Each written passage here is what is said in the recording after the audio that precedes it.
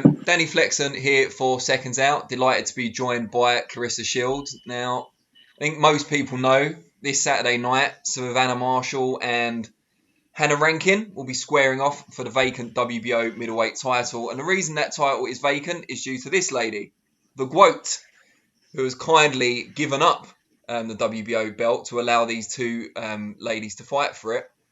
And I guess the first question really is, why did you make that decision? Why are you helping them out, if you like?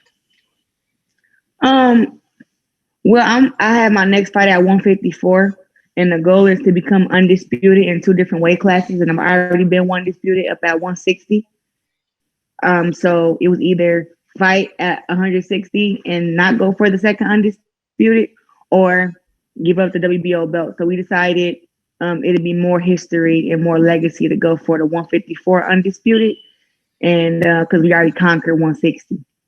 Did the fact that Hannnah Rankin was one of the fighters in line to compete for the belt make it an easier decision because you guys are promotional stablemates, good friends? Oh yeah, of course. But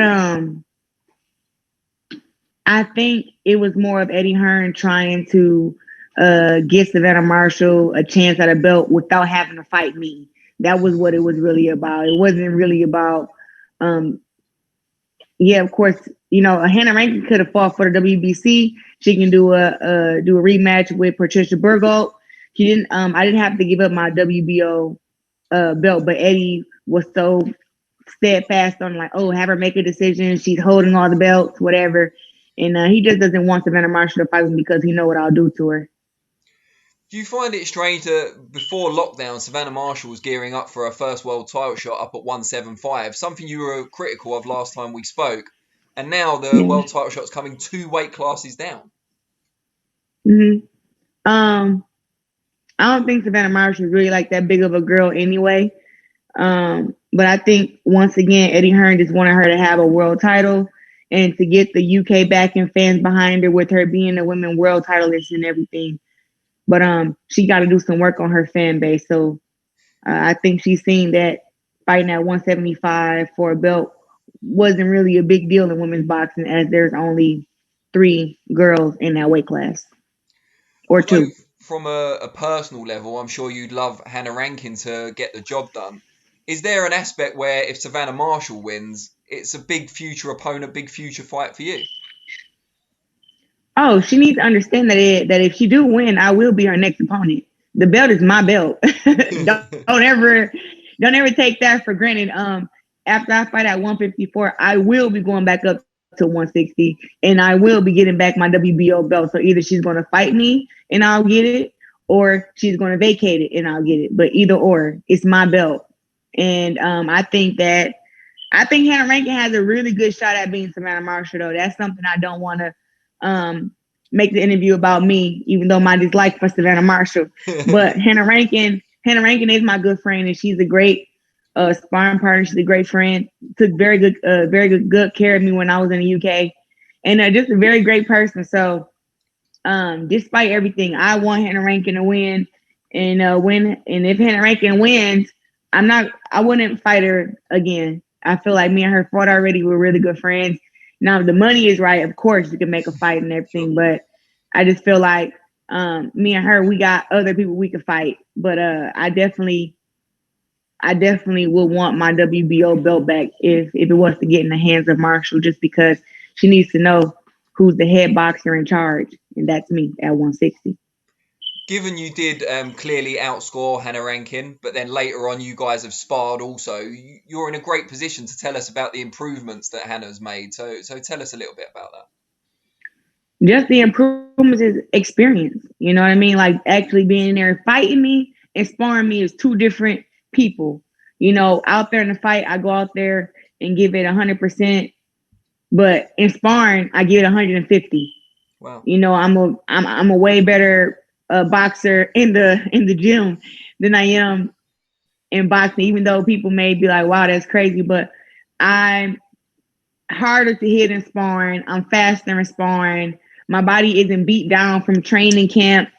I just kind of flew over there to the UK. I rested for about 2 days. We got in the ring. I hadn't trained in about a few weeks, and my body was fresh. So I think I perform better with that.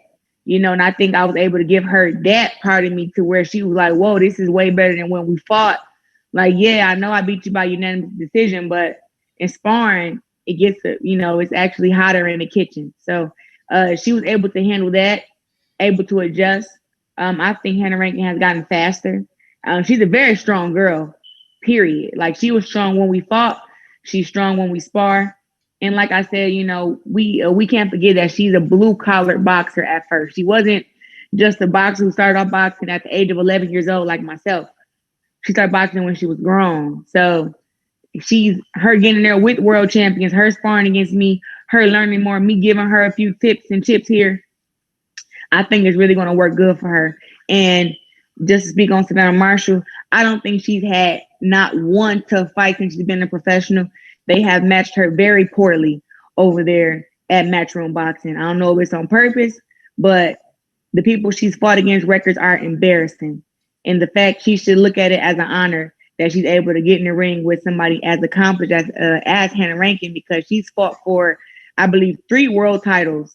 And even though she's come up short, she has fought against some very tough opponents, and myself, Alicia Napoleon, Patricia Burgalt. She's had some really tough fights, and that's going to play in her career as well.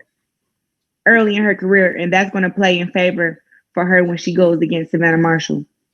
And you mentioned how strong Hannnah is. Do you think that will compensate a little for Savannah being the naturally bigger lady? I don't think that Savannah Marshall is naturally bigger than Hannnah Rankin. Okay. It's interesting. I don't think that. I think that she fought at the bigger weight classes to get easier opponents, because she fought at 152 on the amateurs, and me and her boxed at 165 in the amateurs, and she was barely making 165 then. So I don't think she's really a bigger girl. I think she just wanted to fight at the easier weight class to hurry up and get a belt. From a tactical perspective, what do you think Hannnah Rankin needs to do to win this fight with Savannah Marshall on Saturday? I think she needs to use her jab, rough her up a little bit, head movement, and hit her hard to the body. Because Savannah Marshall, she didn't really have a lot of pop when I fought her 8 years ago, but I'm quite sure after her being at the bigger weight classes, she's probably got some strength on her. So, just move her head and break her down to the body a little bit. I think Hannnah Rankin is quite capable of doing that. And kind of, I know you're not completely unbiased in this because you have a friend going into the fight, but if we can ask you to be as subjective as possible, how do you see the fight going?